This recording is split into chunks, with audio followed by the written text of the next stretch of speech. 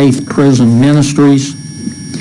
We have a $29 million contract with Deloitte Consulting. I think that has to do with the website they're building at Department of Children and Family Services to help food stamp recipients. I'd suggest that food stamp recipients don't need a website as much as they need a job and help getting one.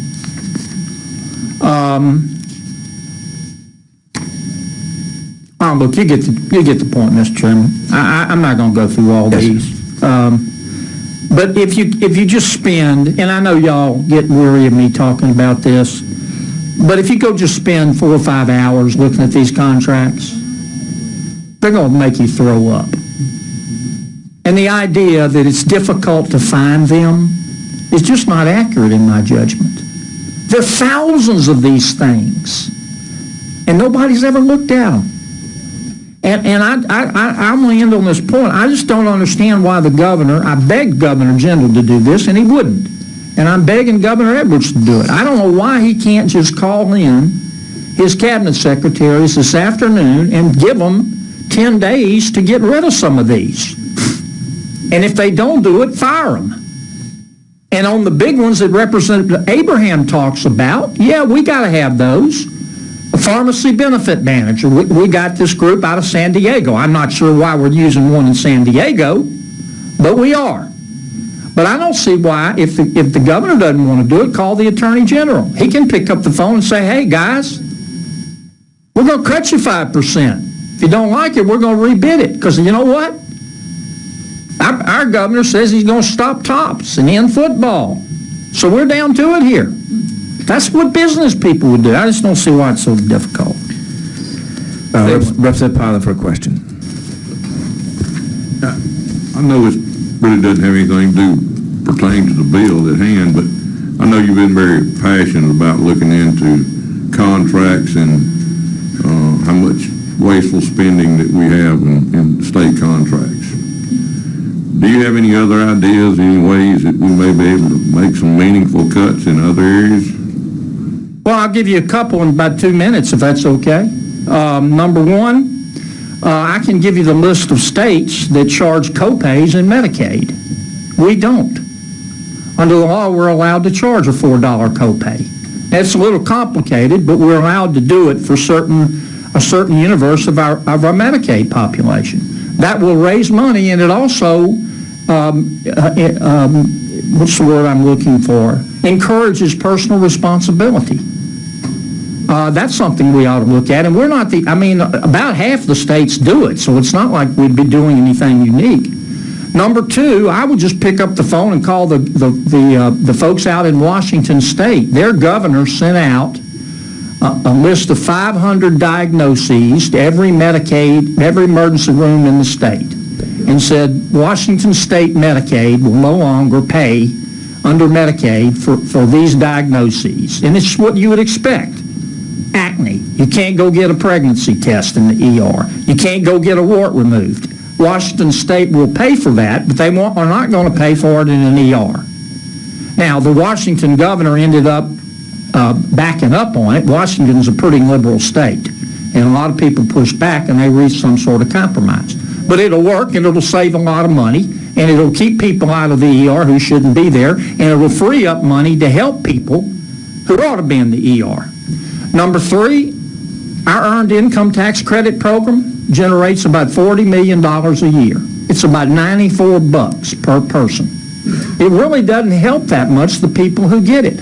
I would take that $40 million if we really want to help that universe of our neighbors, and I'd spend that money on early childhood education. Right there. I think early childhood education will help the universe of the working poor a lot more than receiving a $94 check every year from the state.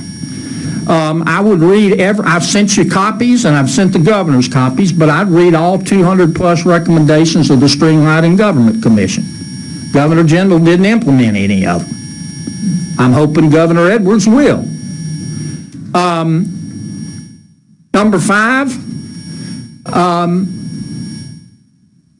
I think it sends the wrong message to the taxpayers in Louisiana when the governor eliminated the work requirement on food stamps. Now, Bill Clinton passed that, and it says, all it says is if you want to continue to receiving food stamps, and you're between 18 and 50, pretty middle-aged, and you're able-bodied, and you don't have any kids, so we're not talking about a mother with a hungry child in her arms, you've got to either work 20 hours a week, go to job training 20 hours a week, or volunteer for 20 hours a week to keep getting the food stamps. And I think it sends I would suggest to you that you pass a bill requiring the work requirement. I don't want to take food stamps away from people in need, but I would like to see fewer people need food stamps, and the best way to do that is get a job. Okay, we have a question by Representative McFarland. And can I finish one more? Very brief. I was here in 1988 when Governor Romer was faced a budget deficit. First thing he did was walk in my office and every other staff member's office and said, you're going to take a 10% pay cut. You got a problem with that? I think you got to lead by example. Now, there was a lot of rhetoric in the campaign about Governor Jindal paying exorbitant salaries. Governor Edwards gave them all a pay raise. I mean, you got to lead by example. These are all friends of mine. They're great people. They're all qualified. They're worth every penny. But I hear that every single day. How broke are you guys up there? I mean, you know, that's the way I see it. All right, Representative McFarland for a question. Thank you, Mr. Chairman.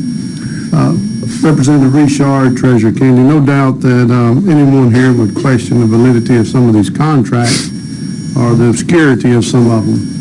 However, for those that are legitimate contracts, I have to question, where does the line of government come when we begin to decide what the gross to net profit margin can be for a business? So when we start setting limitations and saying, okay, you're going to have to take a 15% cut, are we measuring what that business's bottom line can be? We're not telling anybody to have to take a 15% cut. We're telling them to cut 15% from the total of what they spend. So what the state spend, that's all. Let them figure out where they can save the dollars. And they know what the contracts are that are wasteful. We're not telling anybody to take a 15% cut. We should, like John said, about 5% across the board. But all this is doing is saying 15% off the bottom line of this present fiscal year's total amount of contracts. That's what it's doing. Representative, that's a good question, and I think Representative Richard's right. We're not telling them the agencies how to do it. We're saying manage, but reduce your contract spending. Okay, thank you. Representative Bacala for a question. Just a quick comment. I had the first draft of the bill to, it's called Cost Containment for Medicare Costs, put in my hand this morning that I'm looking at. Of course, there's no fiscal note on it. Do you have an idea how much it would save? I know you don't have my bill, but I just covered every point you made. No, sir, I don't. I think Secretary Gee would, but I assume you're talking about the co-pays. You can also do, I think, up to an $8 co-pay for the ER. And I would encourage your staff, they can call the DHH Secretary at Washington State and get all that information about what they did out there. Thank you. Thank you, Mr. Chair. Representative Hodges. Well, I want to thank you for bringing this bill. I think it's a really good bill, and thank you, Treasurer Kennedy, for all your information. We're going to definitely look at this. I've already filed a bill to look at the co-pays. We heard testimony from DHH last week how they don't even try to collect those co-pays at the emergency rooms or for doctors. So thank you both, and at the proper time, I'd like to be favorable. Now is the time. Representative Hodges has moved favorable on House Bill 96. Any objections? See no objections. Can I close? You say something in closing before you vote? You got no objections right now. I need to make a public apology for something I said about contracts. Yes, sir. Okay, I mentioned, I think it was last week in committee about a $9 million contract with Tulane. I insinuated what I thought it was, and it was not. So I just want to go on record to publicly apologize for that. Okay. It was not meant to hurt anybody. Got you. And I want to apologize to Chairman Ollier. He didn't issue that contract.